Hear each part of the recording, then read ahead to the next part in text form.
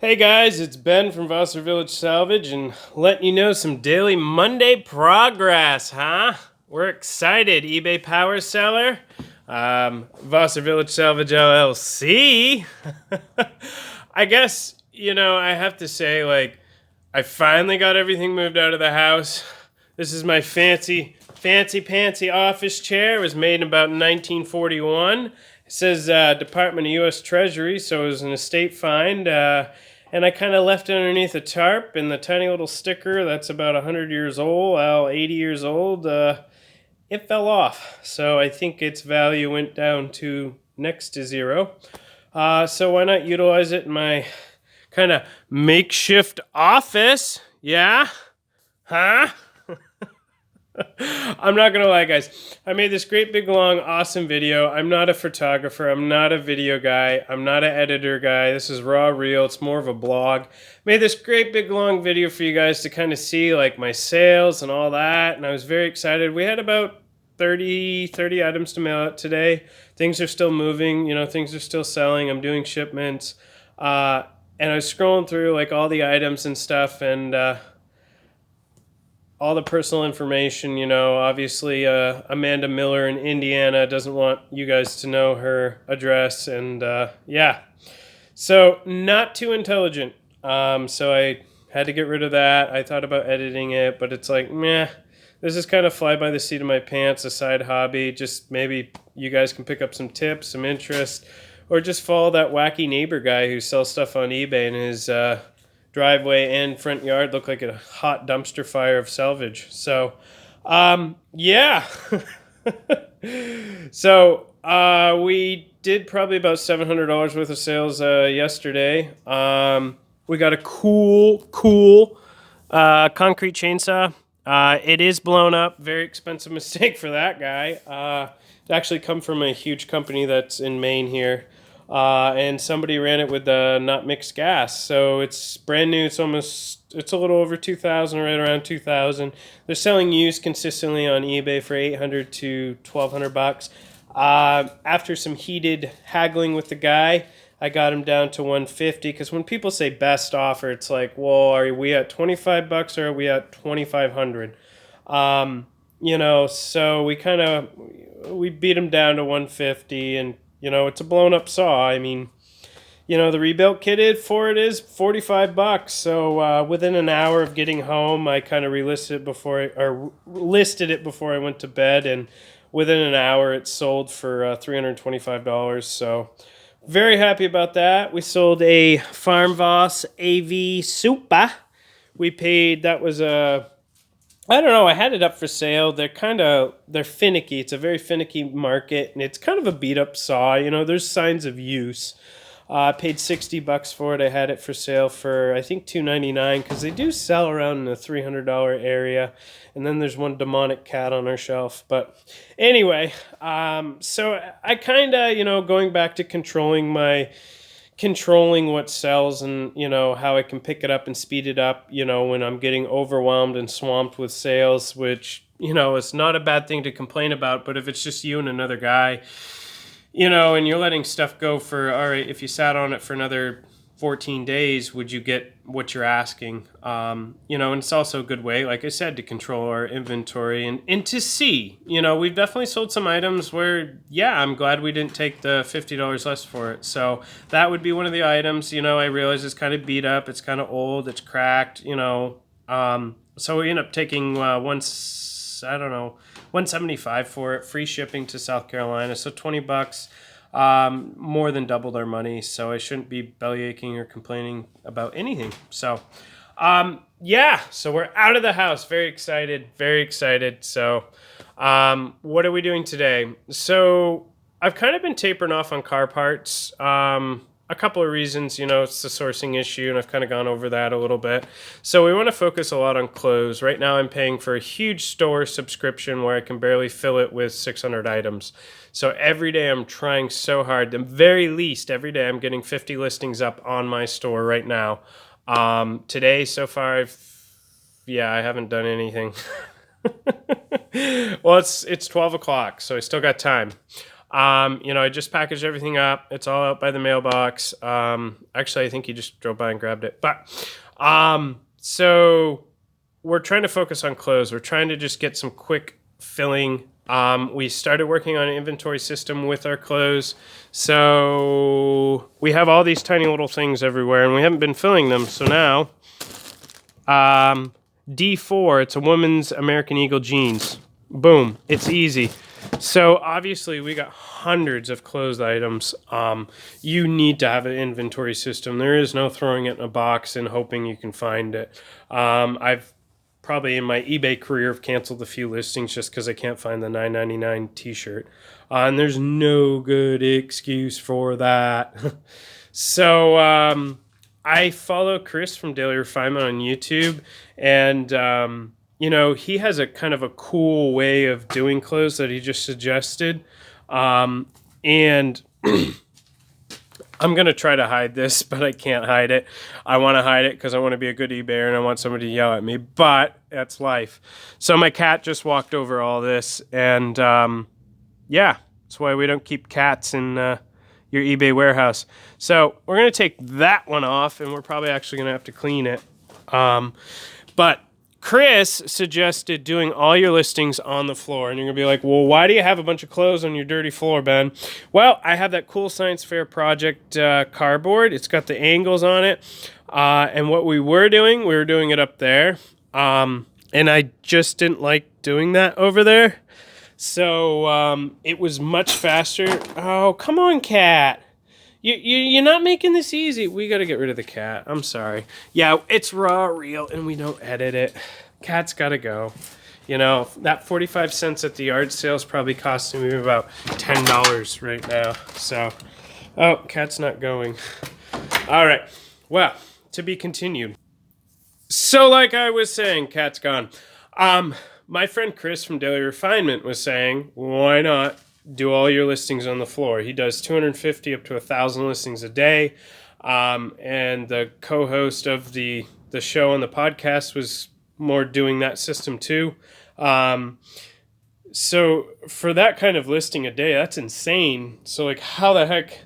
See, before we were putting it up, this is our photography area. We were putting it up here. We have the backdrop. We have the Science Fair little cardboard thing. It's $8.99 at Walmart. We have a hook. We hang our stuff. You get a good clean background. But we were spending so much time kind of taking it off. And as soon as we take a picture of it, we inventory it. Right here, these are stuff that's already, Z3 socks, brand new Adidas socks. They're all going to go in a drawer, and it's already inventoried right there. It's a pretty makeshift inventory, and we're going to refine that a little bit more, but we have an inventory, and it's been working. So anyway, going back to the clothes, we want to take, if you lay them all out in a pile, it gets rid of the wrinkles, because a lot of your profit on this is going to be $6 to $10 to $12, maybe. Not a lot of high dollar items, not really worth cramming over a mannequin and taking really quality pictures. Well, I mean, you can still take really quality pictures, but you don't want to work that hard. All this stuff was clean, aside from the cat. All this stuff was clean. It was already dried. It was washed. But sitting in a bag upstairs it gets wrinkled. And when you have wrinkled items, it's really hard to take pictures or good quality pictures.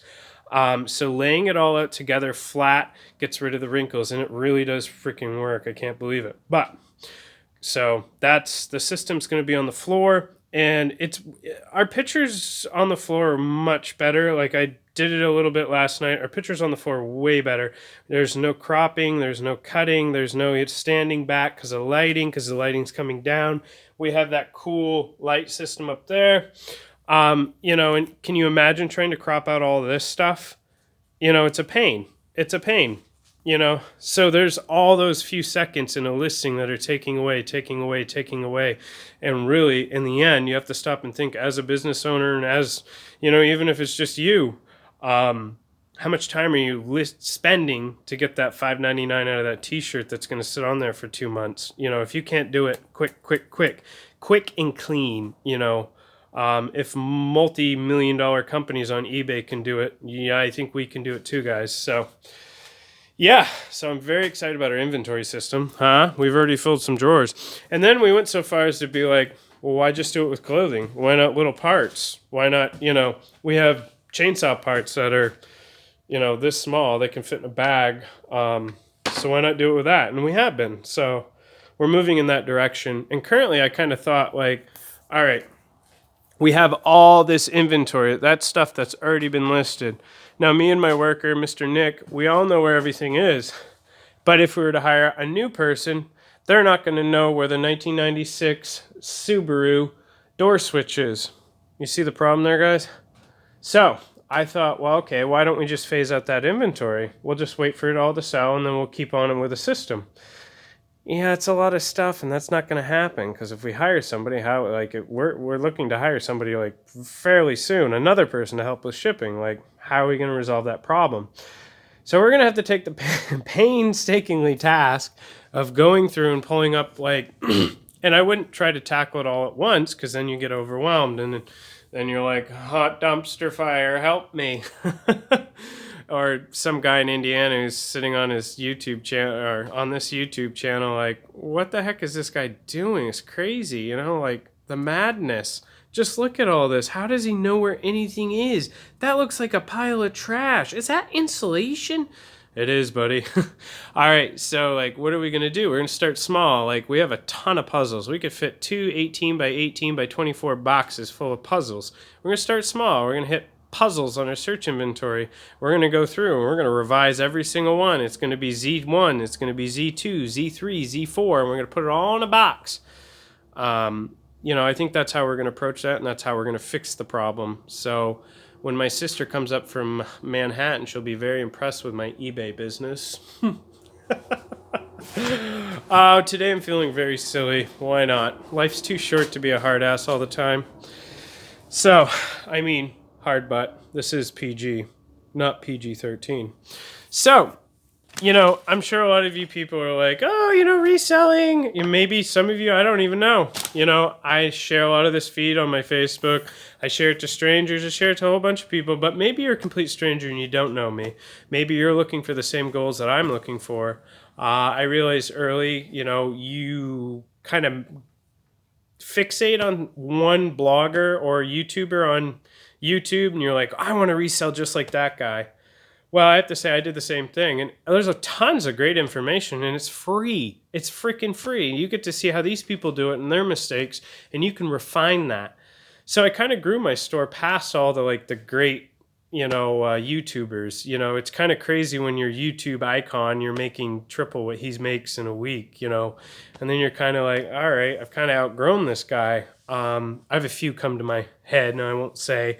Great YouTubers, great videos, awesome finds. It's kind of more, not so much educational, maybe more of the thrill of finding a GoPro for $1 at Goodwill, So I started following this one guy. His name's Chris from Daily Refinement, and he has this awesome book. I know the lettering's backwards. You're just going to have to believe me. It says Make Progress Daily.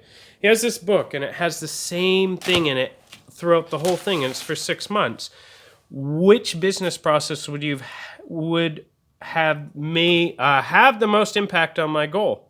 You write a goal down at the beginning of the book. You write a goal down. What's your goal? Where do you want to go with this? Do you want to, go to Fahiti, or do you want to just be able to afford McDonald's for your family every week? Whatever it is, I'm not taking a crap on it. Whatever your dream and goal is, you can customize it to this, and that's awesome. So what would make this process great? What actions will have the most impact on your process? And at the end of your day, you have kind of these little icons of it's a sun and a moon. At the end of the day, how could I have made today better? And his philosophy is 1% better every day. And all reality, I bag on myself so much about my warehouse and stuff, and how many people are, again in Florida, like, I wish I had an eBay warehouse. I wish I had the means to put that up. And sometimes I kind of take a lot of things for granted that I have, and I shouldn't. Not that I'm ungrateful, but, is it a mess? Yes. Is it awesome I can afford an employee? Yes. Most definitely. All this stuff kind of takes time. It's taken me 2 weeks since my original goal of getting out of the house. Am I sitting at a dusty, dirty table, with car parts everywhere and broken chainsaws? Yeah, but I'm out of my house. Do I have heat? Yeah. So what am I complaining about? I'm making these goals small, small, small, and I'm getting there. I should be happy. When I first got all the walls up, I was like, oh, so excited. And look at me now, look at me in another year and see where I'll go with this. I was complaining about no electricity and heat a month ago. For those of you who follow my videos, you're like, yeah, Ben, stop bagging on yourself. Or maybe you're like, dude, this guy's a dumpster fire. It's a mess. How can you figure anything out? That's awful. You should just quit. But, I guess going back to my bottom line is I fixate on this guy, Daily Refinement with Chris, because he seems to be at the level I'm at. And I really like that. I can't seem to outgrow him, so I'm still learning new things because I want to. It's something inside of me that I want to outgrow that person, and really that should be with anybody. I mean, wouldn't you want to outgrow and get more knowledge and stronger and better at whatever it is that you do, whether it's jogging, maybe your icon jogs 10 miles a day every morning before he makes breakfast for his wife and kids. So wouldn't you want to do 12 miles every day?